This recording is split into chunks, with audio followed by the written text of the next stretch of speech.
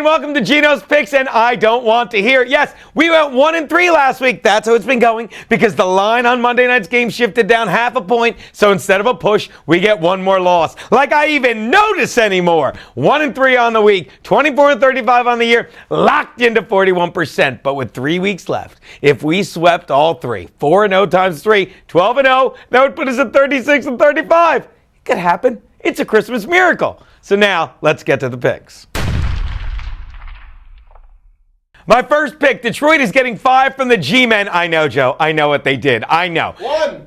At MetLife Stadium. Wow. Can you believe some NFL power rankings have Joe's G-Men as high as 6 right now? Well, Daddy isn't sold. And I'm certainly not buying that they can beat a Lions team led by Matthew Stafford, who is arguably the best QB in the game since offensive coordinator Jim Bob Cooter, I haven't said him in a while, came on board. You see where this is going. Look, I've said it before and I'll say it again. Stafford reminds me of Phillip Rivers, with the exception of Rivers was lucky enough to play under offensive geniuses like Norv Turner and then Mike McCoy, who helped develop into the great passer that he is. Unfortunately, Stafford was stuck with Jim Schwartz, who's defensive-minded, and then Jim Caldwell, whose philosophy is usually showing up and saying, hey, do what you were doing before, but do it better. That doesn't work. But now he seems to have the perfect marriage between quarterback Stafford and offensive coordinator. And isn't that what a great marriage is? A man finds a Cooter that's a perfect fit and does whatever the hell they tell him to do. Take the Lions and the 5 you're getting.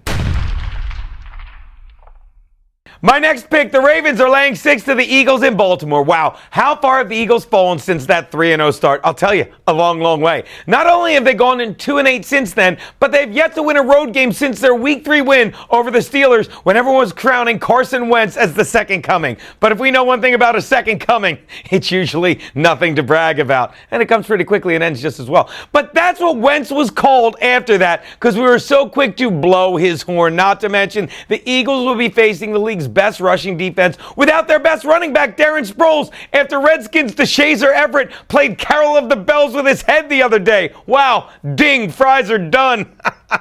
Maybe they'll give Sproles the day off and let him watch the game at a local strip club. He might as well, because either way, his Eagles are going to spend that day going from one giant hole to another. Take the Ravens, lay the 6.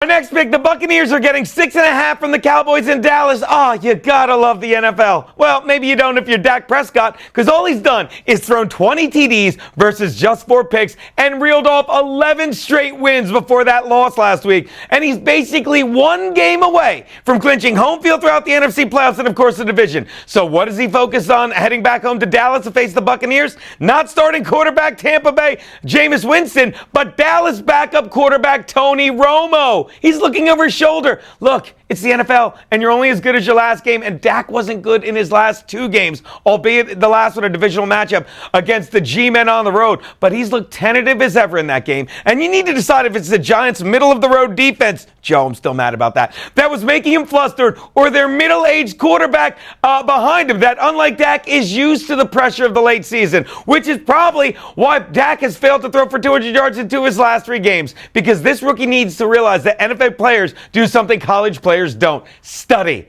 And someone is about to get crammed. Take the Bucs and all those delicious points you're getting. Which brings me to double your money Monday night bet. What do you think? We're going to edit it this late in the night? Panthers getting 5 from the Skins in D.C. I know. Last time I bet against Kirk Cousins in a primetime game against the Packers, it came back to bite me in the ass. So why not do it again? Look, if I had told you when the season started that when the Panthers reunited with Josh Norman, that Norman's Redskins would have as many losses as the Skins did, as the Panthers did wins, you'd think that number would be 11. But it's 5. 5 wins. That's the disaster that has been Cam Newton and the Panthers' 2016 season. And it hit a new low last week when Cam Newton was benched in the opening series against Seattle for not wearing a tie to the game. And I would hold that against him if it wasn't for the fact that Kirk Cousins should have been benched for the embarrassing tie he showed up when he faced the Bengals in London. Cam keeps it close to the vest. I'm taking the Panthers and the points. Those are Geno's picks.